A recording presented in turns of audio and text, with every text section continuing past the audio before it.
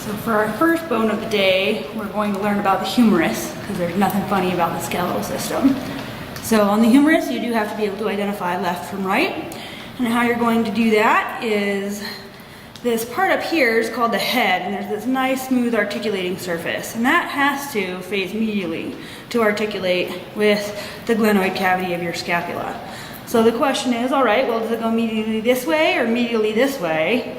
And in order to determine that, you're going to look for this big dip right here called the Olecranon Fossa, and that's going to go to the posterior. So if I put my Olecranon Fossa to the posterior and my head medially, then I know that this is a left humerus. So other markings that you need to be able to identify are the greater tubercle and lesser tubercle. This is the shaft.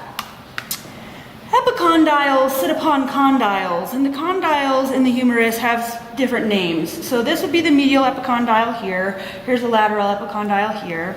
This smooth part right here is called the capitulum, and the head of the radius in your forearm is going to radiate around the capitulum. So you can tell which of the distal markings on the humerus is the capitulum because it's nice and smooth for articulating with the head of the radius.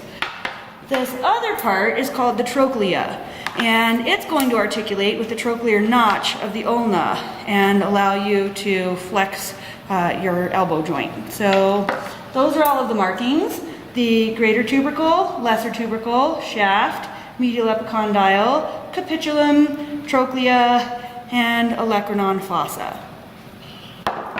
For our muscle of the day, we will look at the prime mover for forearm flexion, the biceps brachii. So from your lab, all you have to know is that the biceps brachii flexes the forearm and supinates the hand. So when I'm in anatomical position, my hand is supinated. If I flip my radius over my ulna, I am pronated, and then I can supinate like this.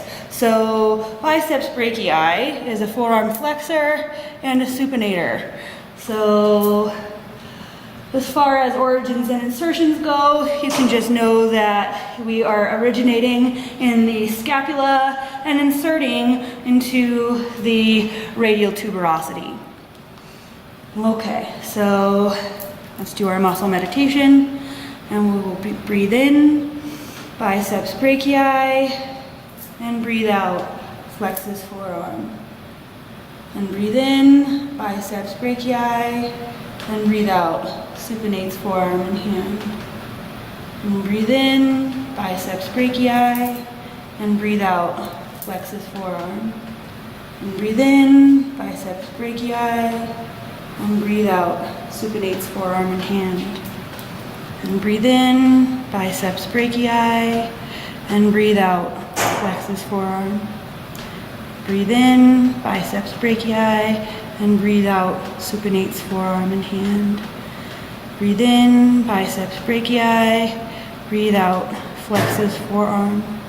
Breathe in, biceps brachii, breathe out, supinates forearm and hand.